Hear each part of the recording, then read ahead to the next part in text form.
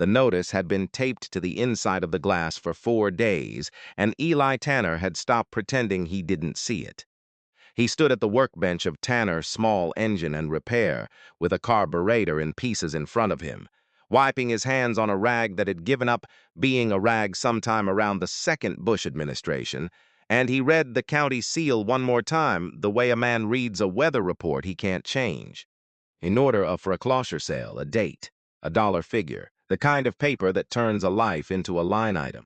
Outside on Depot Street, the morning moved past him the way it always did. 2 women paused on the sidewalk near his door, coffee cups in hand, and one of them glanced through the glass at the gray-haired man bent over a bench, then looked away as easily as she'd have looked away from an old fuse box. That's the fix-it fella, Tanner. Army, somebody said. No wife, no kids that anybody knows. Word is he's losing the place now, too. The bell over the door of the bakery across the street rang, and they were gone, and Eli went back to the carburetor, because the carburetor was something he could actually finish. 9 days. In 9 days, the whole town of Hessler, Tennessee, would gather on the courthouse steps to watch Eli Tanner lose everything he had. And every last one of them would go home unable to say a word. But to understand how a man who'd once been called dad by 3 girls ended up alone with a foreclosure notice and $147 to his name, it helps to go back 18 years to a March afternoon when the phone on the shop wall rang and Eli almost didn't pick it up. Hessler sat in the lap of the Cumberland foothills, about 2,600 people, one stoplight that blinked yellow after 9, a Baptist church, a Methodist one for the people who weren't speaking to the Baptists, and a Dollar General that had killed the grocery in '02, the kind of place where everybody knew a man's truck before they knew his face. Eli lived a half-mile up Coyle Hollow Road in the cabin his grandfather had raised by hand in 1951, chestnut logs, a tin roof that sang in the rain, a porch with 1 chair on it. He was 42 that spring. He'd been out of the Army 9 years, and he wore it the way some men wear an old coat, not for show, just because it fit. He woke before the sun without an alarm, a habit 22 years deep that no amount of civilian living had managed to sand off. He made his bed with corners. He hung his wrenches on the pegboard by size, smallest to largest, left to right, and when one was missing, he felt it the way other people feel a missing tooth. When he walked into a room he didn't know, his eyes found the exits before they found the furniture, and he'd long ago stopped trying to explain that to anyone. There was a canvas medic bag hanging on a nail behind the shop counter, faded to the color of weak tea, the red cross on the flap so worn it was more memory than color. He didn't open it much. He didn't need to. He knew everything in it by the weight. Above the workbench, written in grease pencil on a strip-spock packing tape that he replaced every year or so when it yellowed, were 6 words a man named Top Reyes had said to him in an aid station a long way from Tennessee, the first week Eli ever held a life that wasn't his own and felt it slipping. Whoever's in front of you is yours to keep. Eli had been a combat medic, a 68W. He'd carried other men's blood home under his fingernails, and he'd learned somewhere in all of it that a man didn't get to choose who landed in front of him. He only got to choose what he did about it. 600 miles south and a whole different planet away, in a glass tower in Atlanta with her name on the lobby wall, a woman named Vivian Ashford was deciding what to do about a person, too. She did it the way she did everything, quickly and without raising her voice. A folder sat closed on the desk in front of her. She did not open it. She slid it back across the glass to the thin man in the gray suit who'd brought it and said, "I don't see why this is mine to handle." The thin man, whose name was Marsh Keller, put the folder back in his bag and said nothing, because saying nothing was most of what Marsh Keller was paid for. The folder went back into the dark, and Vivian Ashford went to a board meeting, and for 18 months neither of them thought about it again. The phone on Eli's shop wall rang at 4:10 on a Tuesday. He almost let it go. He had the carburetor half together, and his hands were black, and the machine on the string side of those calls was usually somebody who wanted a price they weren't going to like. But he wiped his hands and picked it up, because that was a habit, too. "Tanner Repair." "Mr. Tanner?" A woman's voice, careful, the careful of somebody who'd rehearse the next part. My name is Renata Pike. I'm with the county, Department of Children's Services. A pause where she let him decide whether to hang up.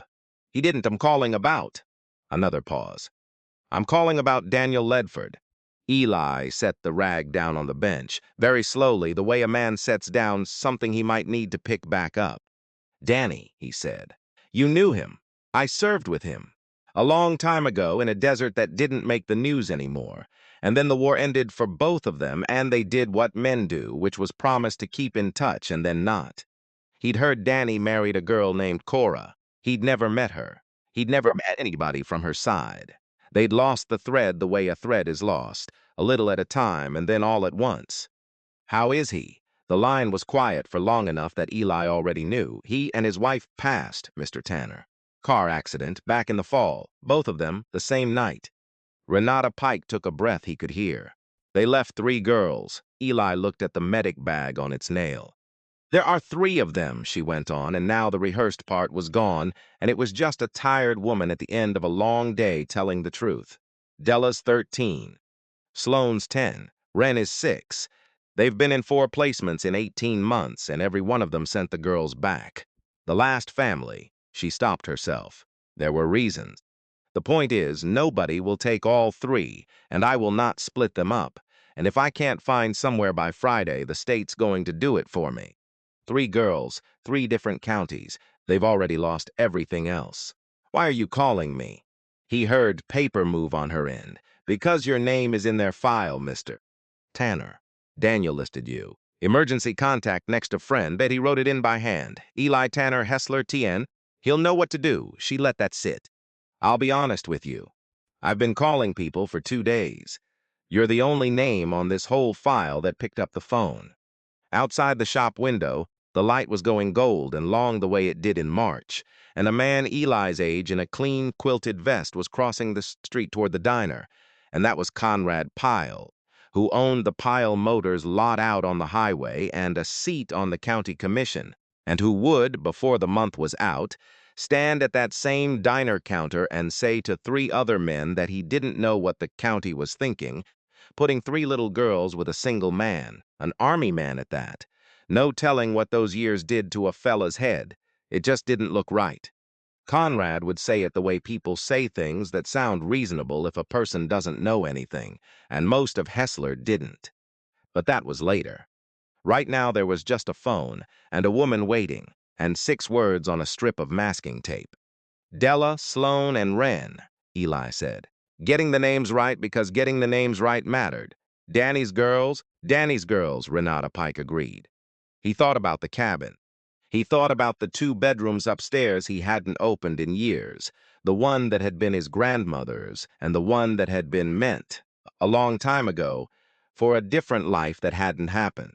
He thought about the tin roof and the wood heat, and the fact that a half-mile up a holler in winter was no place to be without a working truck, and his truck made a sound on cold mornings that he didn't love.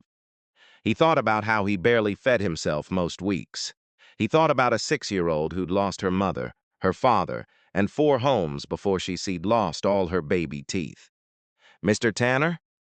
Bring them here, Eli said. There was a silence on the line that he would remember for the rest of his life because it was the silence of somebody who had stopped expecting to hear those words. You don't want to think about it? I've been thinking about it the whole time you were talking. He looked at the tape above the bench. Whoever's in front of you is yours to keep. Danny had put his name in a file with a pen, trusting that it would mean something to somebody someday. It meant something. Friday's fine. Tell me what they need. When he hung up, the shop was quiet except for the tick of the cooling space heater and a wren, a real one, singing somewhere out past the gravel lot, which he would think about later and decide not to mention to anyone, because it sounded made up and the truest things usually do. That evening, Eli climbed the cabin stairs and opened the 2 doors that had been closed so long the hinges complained. Floors that didn't have much dust on them because nobody used them. He carried up a cot from the shop and a lamp from the hall and stood in the doorway of the smaller room a while, doing math in his head that didn't come out, the way it never had and never would for anything that mattered.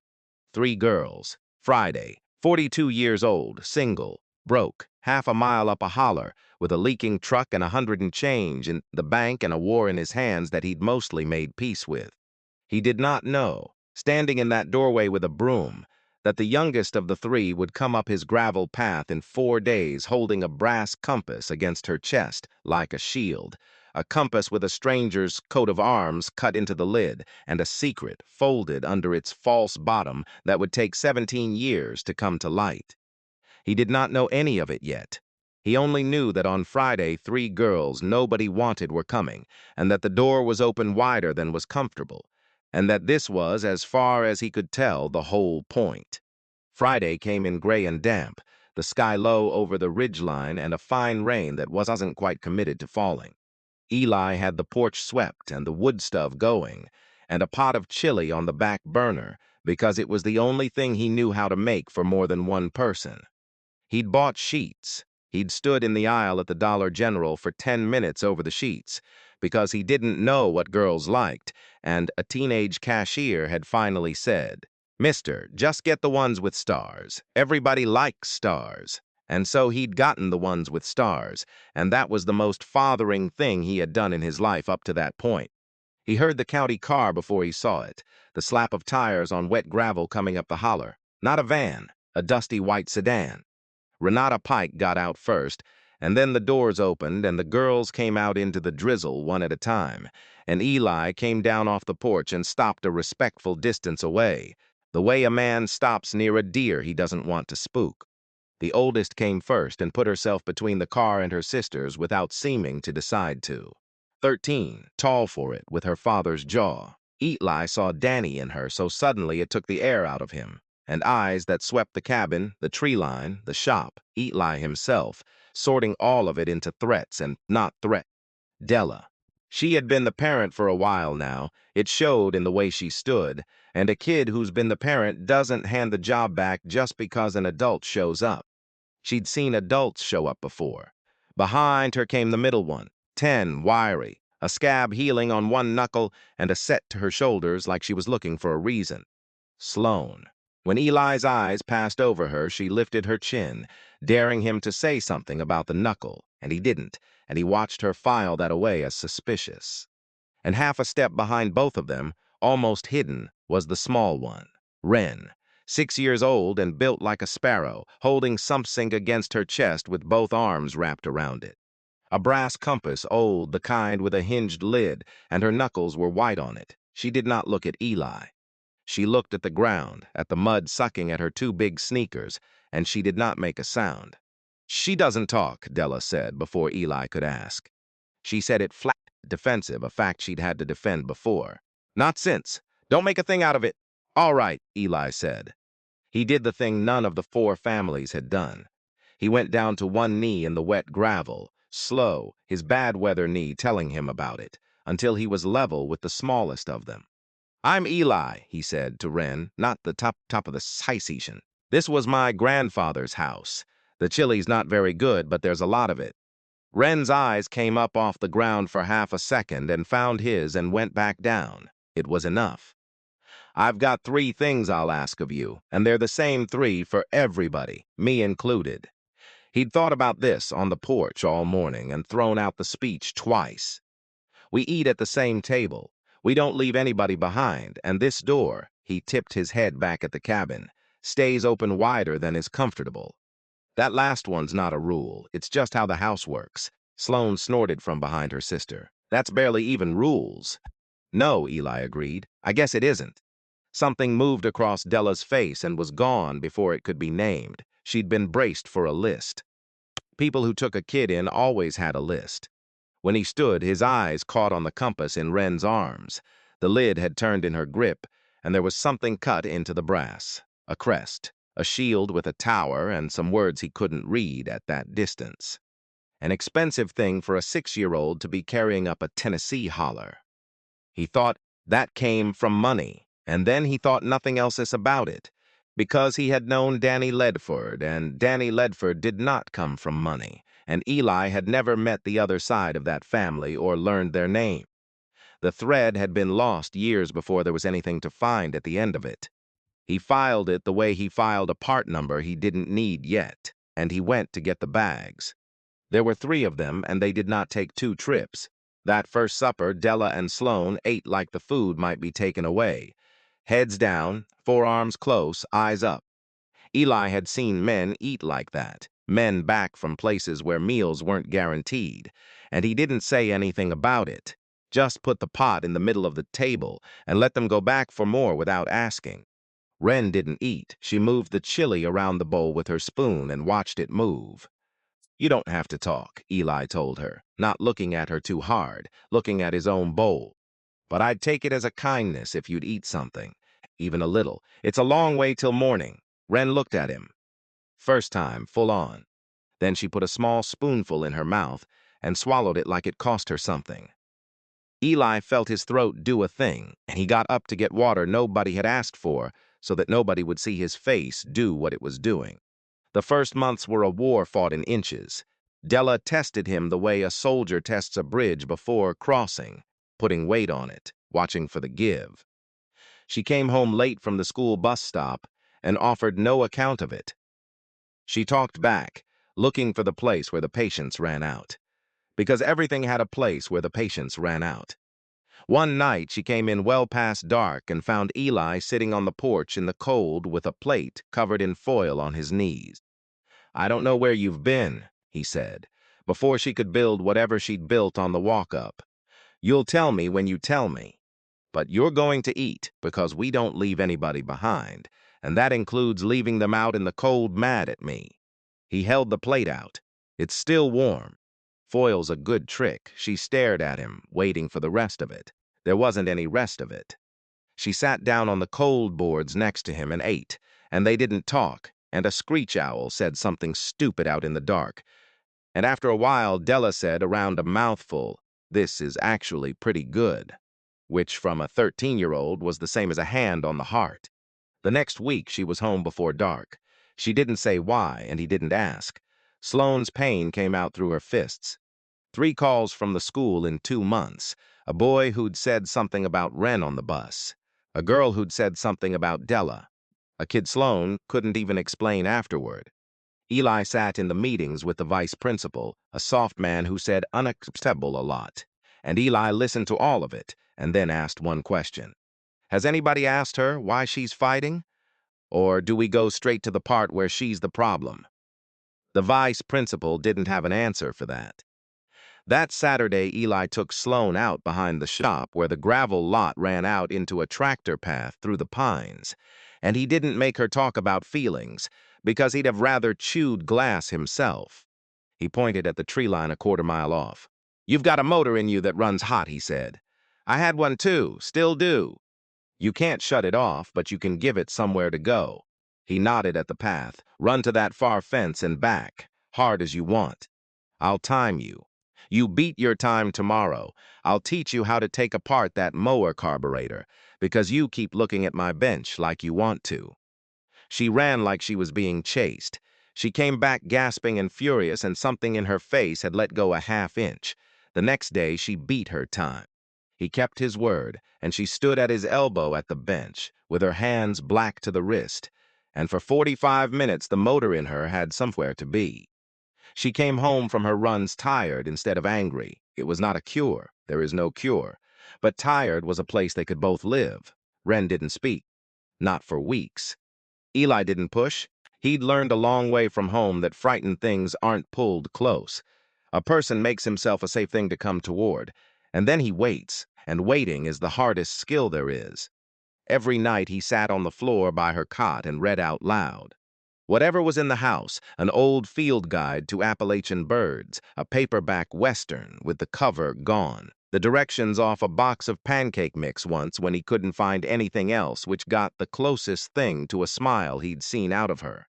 She listened. Her eyes tracked every word. There was a harmonica at the VFW post in town, in a junk drawer behind the bar that Gus Renner let Eli dig through, a battered Hohner somebody had left behind a decade ago. Eli brought it home and didn't give it to her.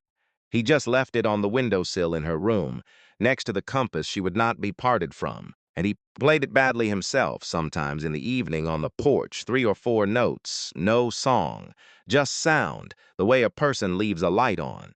One night in the 7th week, tucking the blanket up over her sparrow shoulders, he heard it. A whisper, sot rusted from disuse, so quiet he almost convinced himself he'd made it up. "Will you still be here in the morning?"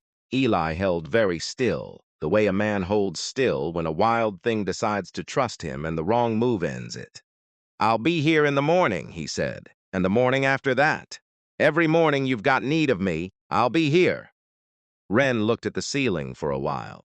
Then she said, "Okay," and turned over and slept, and did not wake the house with the dreams she usually woke it with. On the Santo Cecil, the harmonica caught a little of the moon. The compass sat beside it, the strange crest turned to the wall. 600 miles south, on the kind of evening where the city held its heat into the dark, Hessler set a single sheet of paper on the glass desk in front of Vivian Ashford and waited while she finished a phone call about a property in Charleston. When she hung up, she looked at the paper without picking it up. It was a printout, a name from a database he kept a quiet subscription to, the kind that flags when certain other names surface in certain kinds of records. The Ledford girls had surfaced, a county placement in Tennessee, a foster home, a man. "You wanted to know if they were settled," Keller said. Vivian read the page from across the desk, which was how she read most things. At a distance, the way she'd learned to hold the parts of her life that had disappointed her. Cora had disappointed her. Cora had taken a perfectly arranged future and set fire to it for a soldier with good shoulders and no name worth saying. And when Cora had written her those letters afterward, and she had written, year after year, asking to come home, ask to be forgiven, asking please, Vivian had not answered a single one, because answering would have meant that the leaving was the kind of thing a person came back from, and it was not. And then Cora was dead, and the children were the children of that mistake. And now they were up a dirt road in Tennessee, being raised by exactly the kind of man who'd started all of it. "They're placed," she said. "It's handled. It's the county's to handle." She slid the page back across the glass. "I don't see why this is mine." She believed it, too. That was the thing about Vivian Ashford that no one who hated her ever understood. She was not a woman who told herself lies. She had simply decided a long time ago which griefs she would carry and which she would set down, and she had set this one down so thoroughly that picking it back up felt less like cruelty than like good sense. The name went back into the dark of Keller's bag. Keller, for his part, slid the page away and said nothing, and noted, because noting was the part of him that he could not fully turn off, that his employer had said it's handled 3 different ways in one breath, which in his experience was how people talked about the things that weren't. The rain came back to Hessler in June, harder than it had any right to, the kind of warm front that stalls against the mountains and sits and sits. It rained for 2 days, and then it rained for a third. Coil Hollow Creek, which ran behind the cabin most of the year at a depth a man could cross it in rubber boots, started to talk in a voice Eli didn't like. He stood on the porch on the 3rd night and watched the water and listened, and 42 years of a body that had learned to read trouble before it arrived told him something was coming. Upstairs, Wren was asleep with the harmonica under her pillow now instead of on the sill.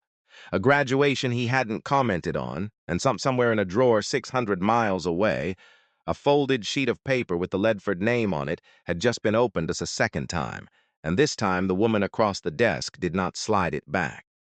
The power went out at 2:14 in the morning. Eli knew the time because the bedside clock died mid-number, and the last thing it showed him was 2:14, and then the cabin was the particular black of a house in the mountains with no moon, and under that blackness was a sound that had grown all night from a mutter to a roar. Coil Hollow Creek had stopped being a creek. He was up and moving before he'd finished deciding to. Years fell off a man's habits in the dark. His feet found the floor, and his hand found the flashlight on the nightstand where it always was, because he kept it there for exactly this. And he was halfway down the hall when he heard it over the water.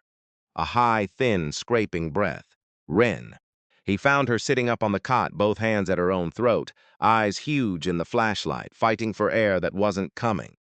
He'd seen the inhaler in the bathroom cabinet. He'd noted it the first week. The way he noted everything: child, reactive airway, blue inhaler, top shelf. And he had it in his hand in under a minute and shook it and put it to her mouth and pressed. And it gave one weak sigh and nothing more. Empty. He turned it over. The prescription sticker said it had been filled the month before they ever came to him, in a town he'd never heard of, and nobody had refilled it since. And he felt a flash of something at whatever family had let that lapse, and then he set the something down because the something was not useful and the child was. "Hey," he said, and his voice came out the way it used to come out in the worst places, low and level and certain, a voice with no weather in it at all. "Hey, Wren, look here, you're going to look at me." She did. Terror, but she did. "We've done hard things, you and me. This is just another one. You're going to breathe with me, in through your nose like you're smelling the chili."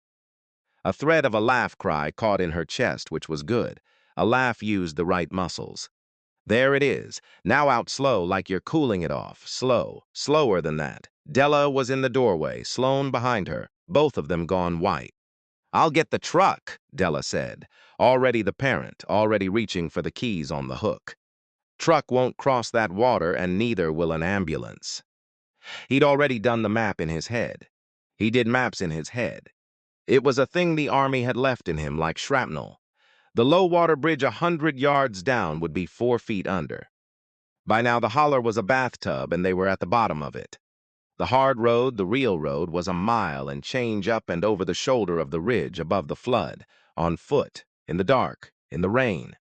"Sloane, bathroom. There's a dry bag under the sink. Orange, my old kit. Bring it, Della. Every dry blanket you can carry and the rain shells off the pegs. We're walking out." They didn't argue.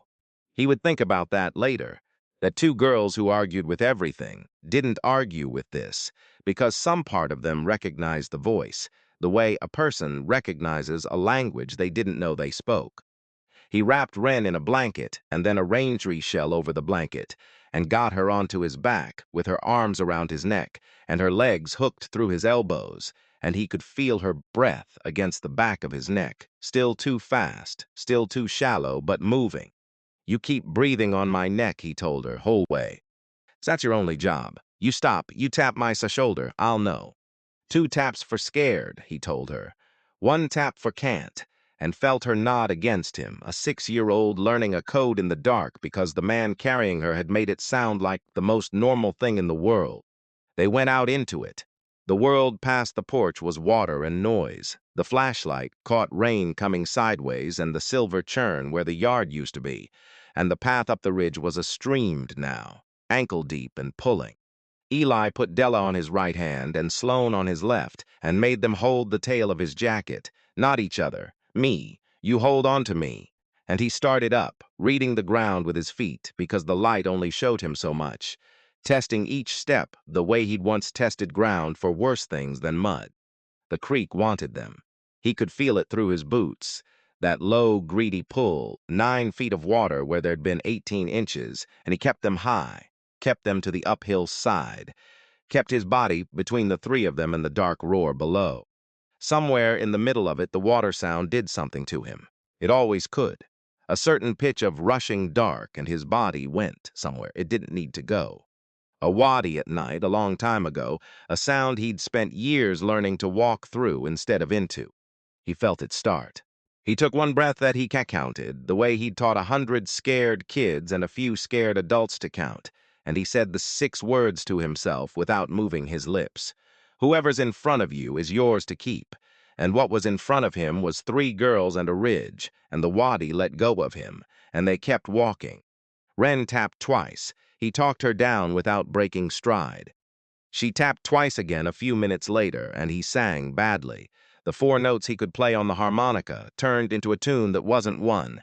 And she didn't tap again after that, just breathed against his neck, in through the nose, out slow, the whole way up. They came over the shoulder of the ridge into the wind, and there was the hard road, black and shining and above the flood, and a 1/4 mile down it, a porch light. Hazel Combs, 71, who'd lived on the high road her whole life and kept a truck that started in any weather out of pure stubbornness, opened her door to a soaked man with a child on his back and two more holding his coat, and didn't ask a single question. Just said, "Lord God, get in, I'll get the keys," which was the most that needed saying. The clinic in town took Wren at the edge of what they could handle.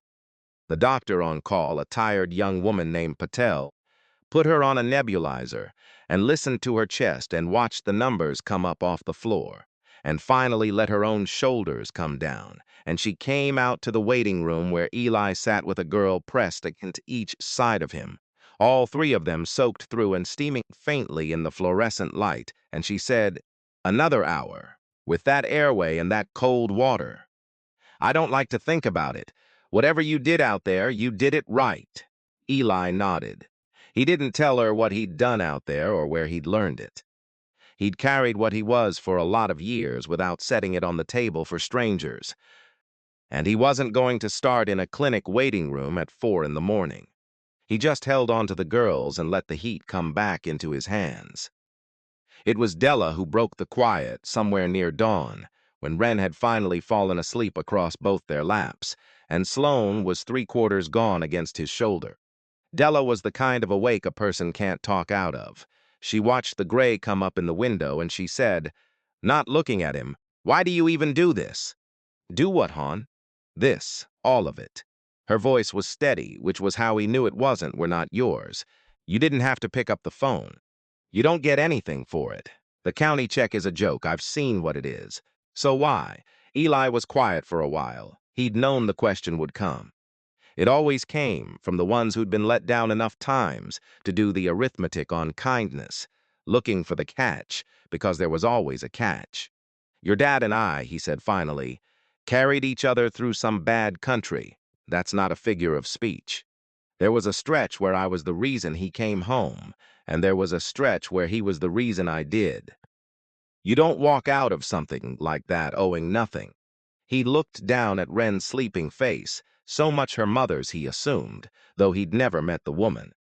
"One night, the two of us up half of it," he said to me, half joking, the way a man jokes when he means it. He said, "Tanner, anything ever happens to me, you're the only fool I'd trust with my kids." And I said something smart back, because that's what you do. You don't let a thing like that just sit there. But he wasn't joking. Eli's voice thickened and he let it. He'd stopped being ashamed of that a long time ago. He wrote my name in a file, years later, after we'd lost touch, after I'd half forgotten the conversation. He kept his half of it without ever telling me. So when that phone rang, he started again. "There's a thing a man taught me once, when I was younger than you'd think, and holding more than I could carry. Whoever's in front of you is yours to keep. You three were in front of me. That's the whole answer. There isn't a better one." Della didn't say anything.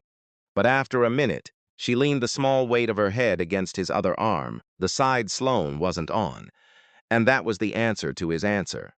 They went home 2 days later, when the water dropped and the county put a temporary plank across the low-water bridge. The cabin had taken 8 inches in the downstairs. The shop had taken a foot, and a season's worth of other people's engines were ruined, which was a season's worth of income Eli didn't have. He didn't say much about it. He shoveled mud and ran the wet vac and set things in the sun to dry and went back to work, because going back to work was the only prayer he really knew. It was Della again who connected the last wire a week later, dry now and bored and turning the brass compass over in her hands at the kitchen table while Wren napped. "Mama used to have a whole set of stuff like this," she said, "fancy old stuff, from her family, the Ashfords." She said the name like it tasted bad. "They had money, like real money, hotels or something. They cut Mama off when she married Daddy, said he was nobody, said he'd never amount to anything." She ran her thumb over the crest cut into the lid, the little tower. "Grandmother never even called, not when Wren was born. Not when," she stopped, "not at the end. Mama wrote her letters her whole life and she never once wrote back. So no, we don't have family. We had her and she had us, and that's it." Eli looked at the compass in the girl's hands, at the tower stamped in brass, and something cold walked up the back of his neck, the same instinct that had read the creek in the dark. He didn't have a name for it yet, but he understood, in that kitchen, that the girls came from a kind of money he'd never been within a mile of, and that money like that does not lose trace of its own blood by accident, and that somewhere out past the ridgeline there was a person who could, if she ever decided to, reach down into his life and take it apart. He didn't know her name. He didn't know she'd just read it twice. If you've ever shown up for someone with nothing in it for you but the showing up, and stayed long enough to find out it cost you something, then you already know the rest of this story is going to ask whether that ever pays. Stay with it. It does, but not the way anyone in this town would have guessed, because the small kindness of a flood rescue does not stay small. A volunteer with the county emergency crew put it on a regional page. Local vet carries child a mile through floodwater, 3 orphaned sisters now safe. No names, just the shape of it, the kind of thing that travels. And 600 miles south, Marsh Keller, who watched for shapes the way some men watch the weather, set a phone in front of his employer with the post on the screen. Vivian Ashford read it. She read it twice the way she read things that mattered. 3 orphaned sisters, a veteran, a foster placement. Her granddaughters in a newspaper attached to a stranger's act of heroism, the Ashford name nowhere in it and a soldier's at the center, exactly as it had been the first time. The story writing itself the same way it had written itself with Cora, that a man like that was the hero and a family like hers was the thing he'd saved them from. She set the phone down. She was quiet for long enough that Keller thought she might slide it back the way she always did. Find out what it would take, she said instead, to bring them home. Ma'am, they're settled. By every account, the placement is. I heard you the first time you told me they were settled. She turned to the window and the city held its lights up to her. They are Ashfords. They are not going to be raised up a dirt road by the help. Find out what it takes. Keller noted that too, that she'd called the children Ashfords for the first time in 18 months, the moment a stranger's kindness made them worth claiming, and he went to find out what it would take. The strange car appeared at the bottom of Coyle Hollow Road 3 days later, parked past the old oak, engine off, windows dark, too new and too clean for that road. It was there Tuesday. It was there Wednesday. It was there Thursday. And on Friday morning, over the ordinary sounds of an ordinary day, came an engine that didn't belong to anyone in Hessler, low and smooth and certain, climbing the holler toward the cabin. The car was not a car. It was 3 of them, black, identical, climbing the holler in a line, and when they stopped in the mud of Eli's yard, the doors opened with the soft, expensive sound of money idling. A woman got out of the middle one, 60, maybe more, silver hair cut to a blade, a coat that had cost more than the cabin's roof.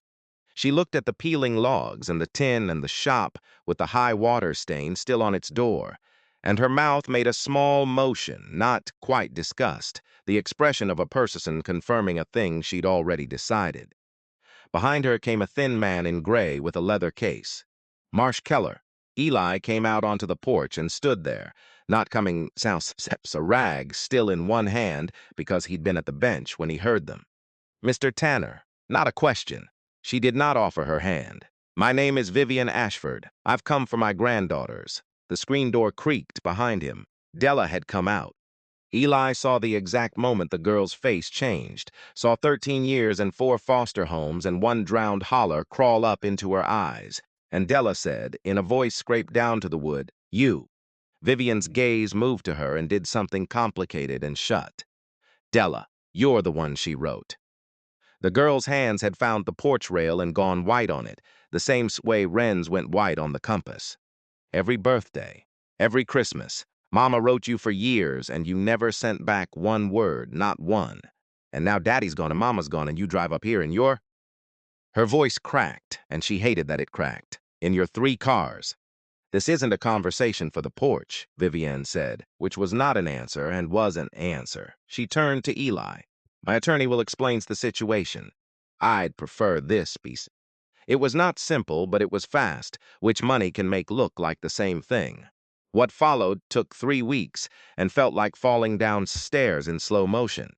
The Ashford attorneys came from Atlanta and billed by the minute and arrived with bankers' boxes, birth records. The marriage certificate Vivian had refused to attend, a wall of paper built to prove one thing the law in Tennessee still bowed to: blood. Vivian Ashford was the only living blood relative of 3 minor children.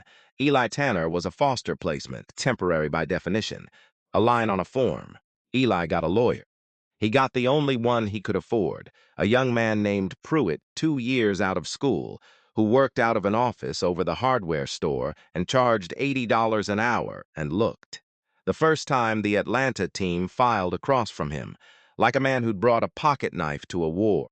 Eli brought what he had, which was people. Hazel Combs, who told the court about a man carrying a child a mile through floodwater. Dr. Patel, who used the word another hour. A teacher who'd watched Wren go from silent to singing. Gus Renner from the VFW, who stood up in a borrowed jacket and said this was the steadiest man he knew and he'd trust him with his own. None of it weighed what blood weighed. And there was one piece of paper Eli didn't have, the only piece that might have changed it, and he didn't have it because it had never reached him. Because somewhere in the boxes the Ashford estate had swept up after Danny and Cora died, there had been a single notarized document, 2 years old, in which Sergeant Daniel Ledford named Eli Tanner the legal guardian of his children in the event of his death. Danny had done the thing right. Danny had made it more than a line in a file. He'd signed it and stamped it and put it where it was supposed to go. And when the estate was inventoried, that document had been pulled, read, understood, and locked in a drawer 600 miles south because it was the one thing that could have kept 3 Ashford children up a Tennessee dirt road. And the woman who locked it away did not intend to let that happen. Eli could prove he was an emergency contact. He could prove he was a good man. He could not prove he was their guardian because the proof was in the dark, and the court does not rule on what it cannot see. The judge ruled for the grandmother, custody to transfer immediately. Late that night, in the glass tower, Vivian Ashford sat alone with the drawer open. The guardianship document lay on top, Danny's signature steady and certain at the bottom. Under it was something she'd told herself she'd thrown out years ago and hadn't. A banded stack of letters in her daughter's hand, the envelopes soft with handling, every one of them addressed to Mother, and every one of them unanswered. She did not read them. She had never read them. She put the guardianship paper back on top so she wouldn't have to see her daughter's handwriting, and she reached to turn the key, and stopped, because something Della had said on the porch had lodged in her and would not work itself loose. Mama wrote you for years and you never sent back one word. She'd known that. She was the one who hadn't written back. Of course, she'd known it. But she had never, in all the years of not answering, pictured the writing. The girl at a kitchen table somewhere, year after year, choosing a card, a stamp, believing each time that this might be the one. Vivian sat with the key in her fingers, and for a moment something looked out at her from the dark of the drawer that she could not name and did not want to. A cold draft from a room in herself she kept the door shut on.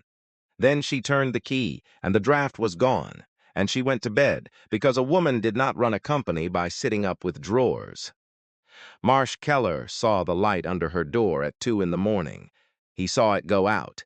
He noted it, the way he noted everything, and he filed it next to the 3 different ways she'd once said it's handled, and he did not yet know what he would do with any of it.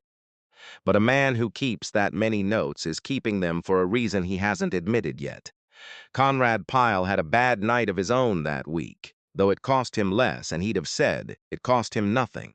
He'd done a small favor for the Ashford lawyers, a word to the county about the repair contract Tanner held, the one that brought in steady money. Just doesn't seem like the county ought to be in business with a man in the middle of all this. Does it with those poor girls? And the contract had quietly gone to a shop 2 towns over. Conrad had told himself it was about appearances. He'd told himself a lot of things. But he'd driven past the shop on the highway that night and seen Tanner's lights still on at 11. A man working alone on other people's broken machines to keep a roof over 3 kids he was about to lose, and something Conrad had turned over like a motor that won't quite catch. and he'd driven home faster than he needed to, and he hadn't liked the feeling, and he'd done what men like Conrad do with feelings they don't like, which is put them somewhere and shut the lid. The lid did not hold as well as he wanted. He'd find that out years later on a courthouse step. The morning they left, Eli stood on the porch where he'd knelt in the gravel 4 months before. The 3 black cars waited in the yard. He did the hardest thing he'd done since the Wadi, which was hold still and let it happen. Della came first, 16 in the eyes now, though she was still 13, and she didn't cry until she was right in front of him, and then she couldn't stop. "We don't want to go. Tell them. You're supposed to be able to tell them." "I tried, Hon." His own face was wet, and he let it be. "I tried everything I had. The law doesn't see what we are. That's the law's failing, not yours. Don't you ever carry it." He held her by the shoulders.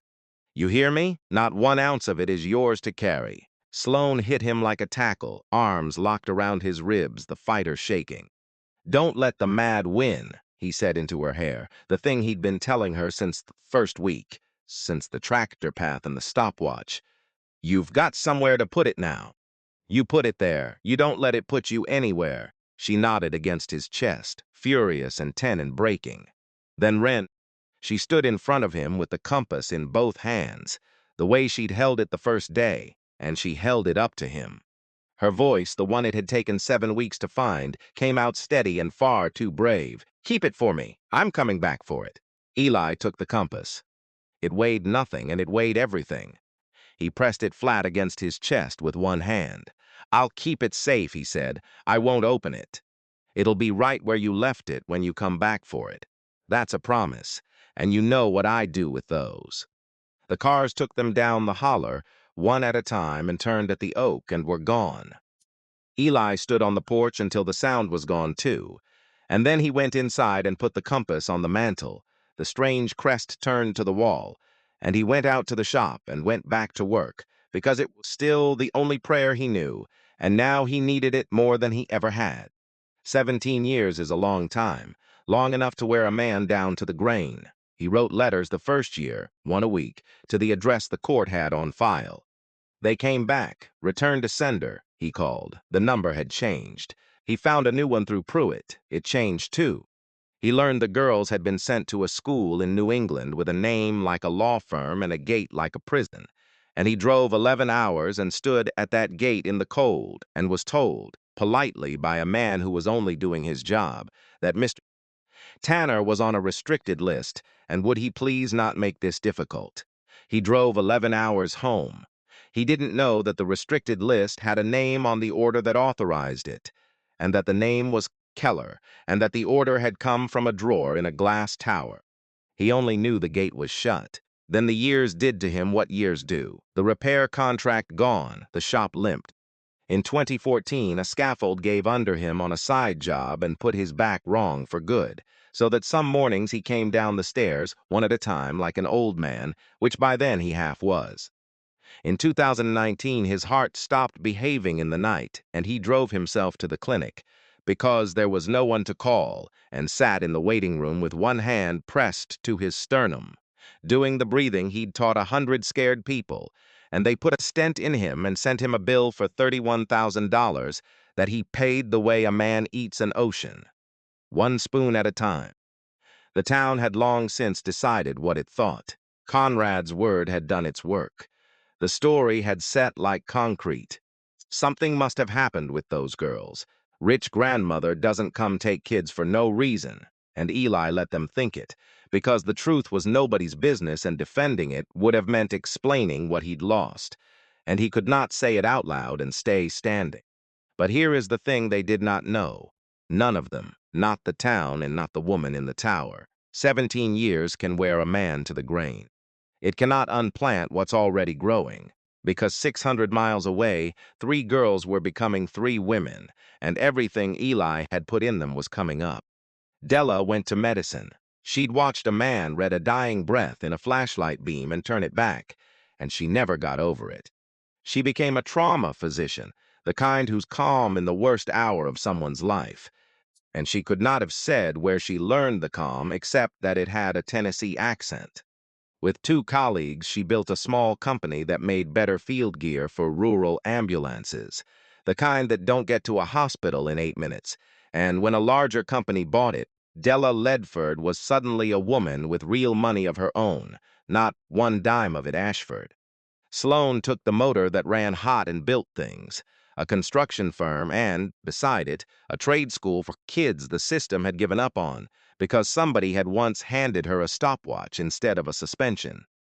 Wren, who had found her voice on a windowsill harmonica, became a music therapist who sat on the floor with children who wouldn't speak and waited, the way she'd once been waited for, and she made records under her own name that did better than anyone expected of a quiet woman singing quiet songs. They looked for him. They looked for years. But Eli Tanner had no digital footprint, no accounts, no email, the same landline he'd had since 1991.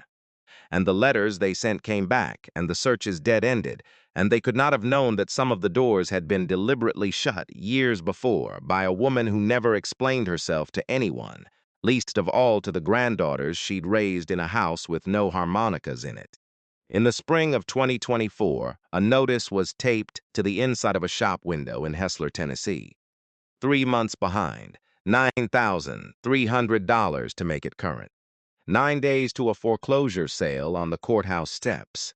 Eli sat at the kitchen table that night under the one good light, the compass in his hands.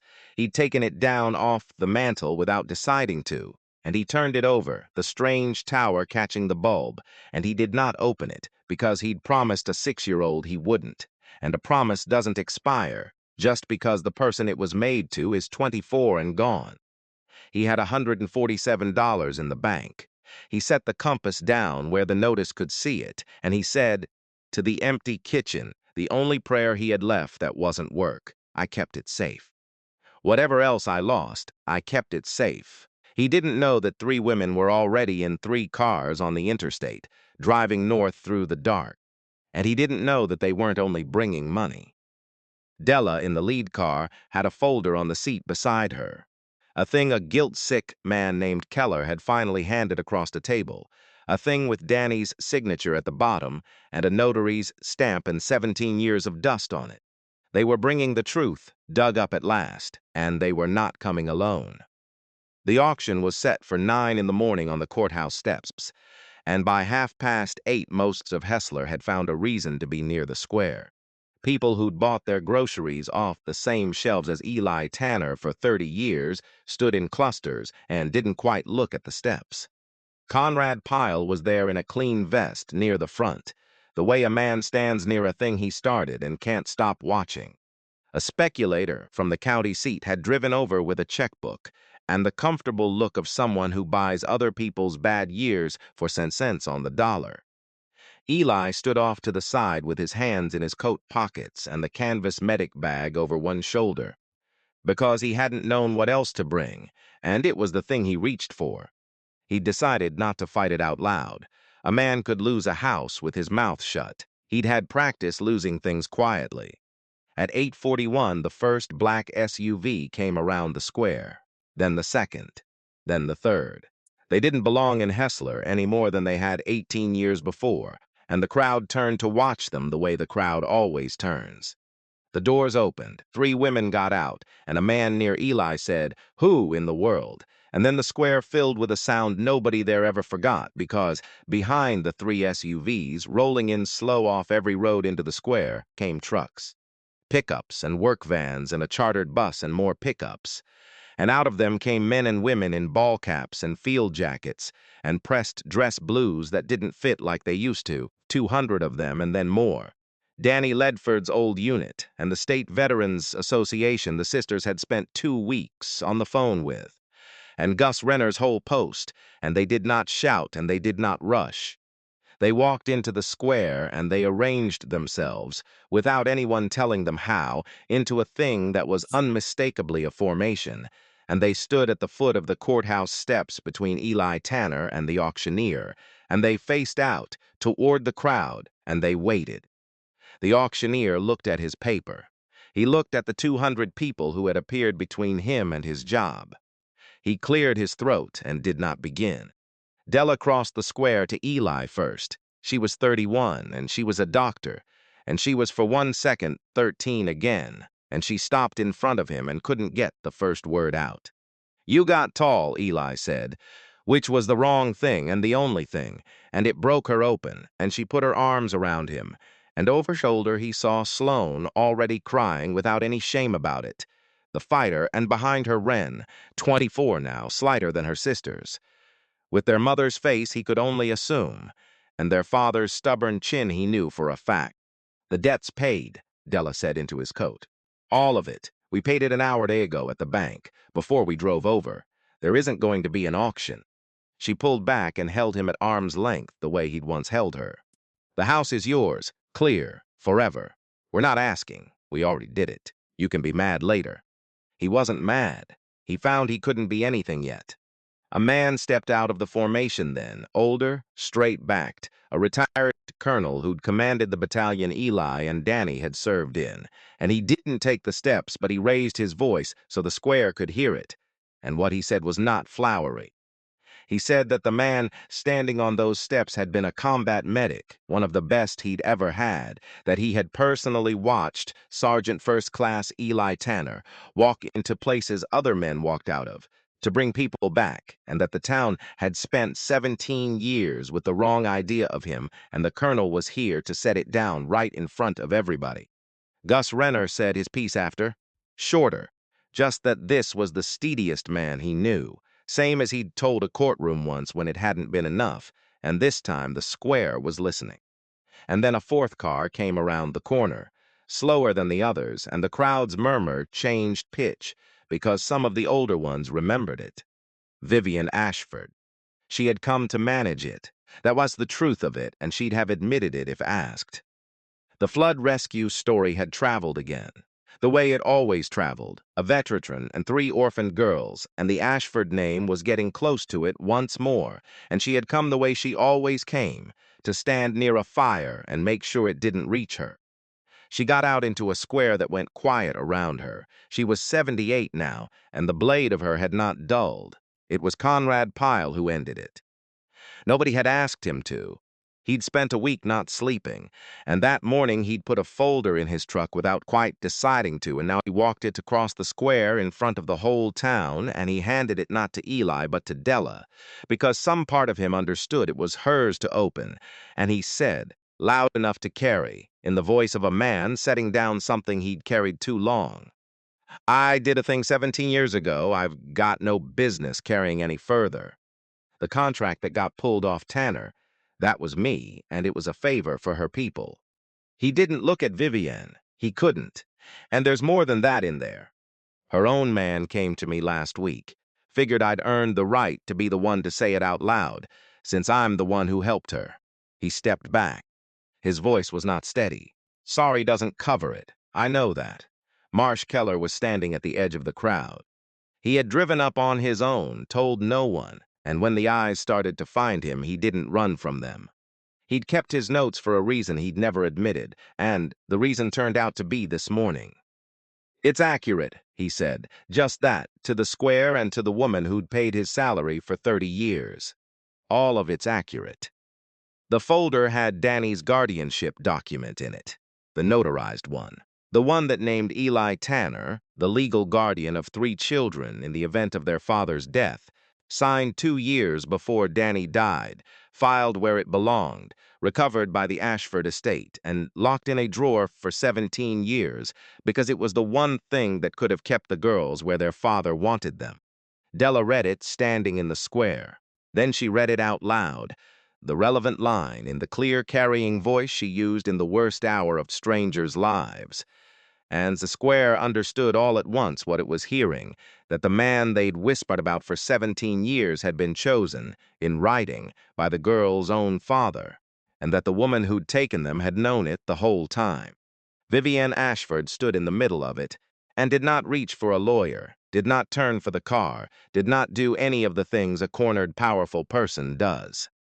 Later, people would describe her differently depending on what they needed her to be, but what actually happened was that she looked at Della, at her granddaughter holding a piece of paper that proved what she'd buried. And then she looked at Wren, the silent one, the baby, grown into a woman with Cora's exact way of standing, and something went out of her face that had been holding it up for a very long time.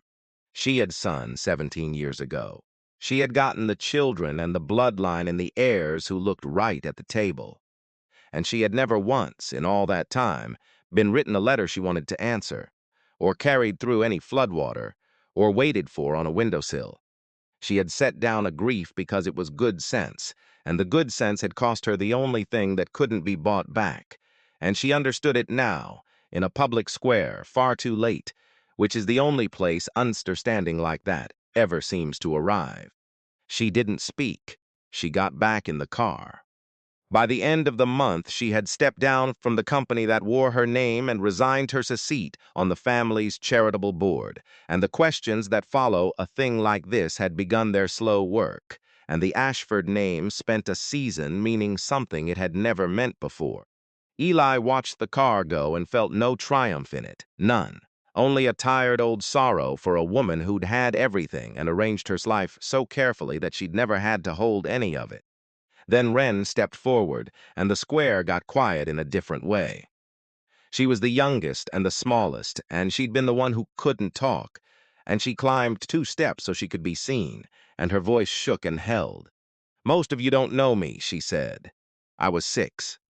I didn't talk for the first 2 months I lived up that holler, and the man you've been telling stories about didn't push me and didn't give up. He left a harmonica on my windowsill and waited." She looked at Eli. There was a flood. My lungs quit on me in the dark, and there was no ambulance that could reach us, and he carried me a mile up a mountain in the water and taught me a code with my hand against his back, so I wouldn't be scared, and he sang the worst 4 notes you ever heard the whole way. A sound went through the crowd that was half laugh, half something else. He's not the door guy. He's not the fix-it fella. He's the reason all 3 of us are standing here. We just needed 17 years and a lot of help to come say so. Eli's face was wet, and he didn't wipe it. He'd stopped being ashamed of that a long time ago. What the sisters announced that morning, they'd built quietly over the spring, the 3 of them pooling what they'd each made on their own. Not $1 of it Ashford, all of it earned.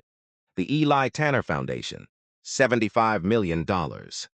It would rebuild or repair 40 homes in the county, starting with the ones whose roofs had been leaking longest, including, Sloanson said into the microphone with her father's chin set hard, the families who spent 17 years talking about a man who carried their neighbor's child through a flood. It would put 60 foster kids and children of veterans through school. It would build a rural emergency clinic so the next holler that flooded wouldn't be a mile from help. The Ledford Clinic, named for the father, so that Danny Ledford's name would mean arrived in time in this county forever.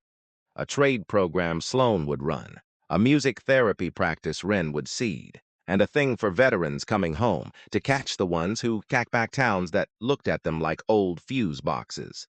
Conrad Pyle was still standing where he'd stepped back to. Eli walked over to him, the whole square watching, half of them braced for what a wronged man might say, and Eli put out his hand. Conrad looked at it like it might be a trick. It wasn't. They shook. "You didn't have to do what you did this morning," Eli said low, "just for the 2 of them. Costs you plenty. Costs me what it ought to. Holding on to a thing that long only hurts the one holding it." Eli let go of his hand. "I'd know. Put it down. That was all. No speech." He'd never had the stomach for speeches, and a man who needs to win twice never really won the first time. They went back up the holler in the late afternoon, the 4 of them in one car, the way it should have always been. The cabin was the cabin, creaking floors, the wood stove, the one chair multiplied now by folding ones the girls dragged in. And on the mantel, where it had sat for 17 years with the strange tower turned to the wall, was the brass compass. Eli took it down and held it out to Wren. "Right where you left it," he said. "I never opened it. Told you I wouldn't." Wren took it in both hands, the way she'd held it at 6. She opened the lid, and the needle still swung, still found north after all those years. And then she did the thing none of them had ever done, because the compass had only ever been a thing to hold on to, never a thing to look inside. She pressed the worn edge of the false bottom the way her mother had once shown her and forgotten she'd shown her, and it lifted, and under it was a square of paper folded small and soft with age. Her mother's handwriting, a letter Cora had hidden there for 3 daughters she must have known. Somehow she might not get to raise, tucked into the one thing she knew Wren would never let go of, and never had. Vivian had buried a great many things. She had never known about this one. No one had. It had ridden up a flooded mountain on Eli's back and sat on his mantle through every hard year and waited, unopened, kept safe by a man who keeps his promises, for the morning a grown woman would finally be ready to read it. Wren read it with her sisters pressed to either side of her, and Eli stepped out onto the porch to let them have it, and stood in the gold light with the medic bag still over his shoulder, and let them have it. 1 year on, Hessler is a different town. 40 roofs are sound that weren't. The Ledford Clinic runs a bay off the square, and the next time the creek came up, it was 9 minutes away instead of a flood and a prayer. Sloane's first trade school class graduated 19 kids the county had written off. Della keeps an apartment in town now, near her father's clinic, and works the worst hours of strangers' lives with a calm that has a Tennessee accent. Wren plays sometimes on the courthouse steps where the auction never happened, badly on purpose, 4 notes that aren't a song. And Eli Tanner is not alone in the cabin anymore. There's a boy upstairs in the room with the star sheets, 8 years old, the son of a man from Danny's old unit who came home and then couldn't find his way the rest of the way back, and the county called a number it had on file, the same number it's had since 1991, and a man who keeps his promises picked up the phone. The medic bag hangs on its nail. The compass sits on the mantel, lid open now, needle pointing the way it always did. And above the workbench, on a fresh strip of tape, 6 words in grease pencil. Because some things a man writes down again every year so he doesn't forget what they cost and what they're worth. Whoever's in front of you is yours to keep. I think about how close it came to going the other way, how a folded paper in a drawer almost decided everything, and how a folded paper in a compass almost stayed unread forever. Kindness doesn't pay back on any schedule. Sometimes it takes 17 years and 200 people in a square. But it keeps every promise it ever made, and it always, always finds its way home.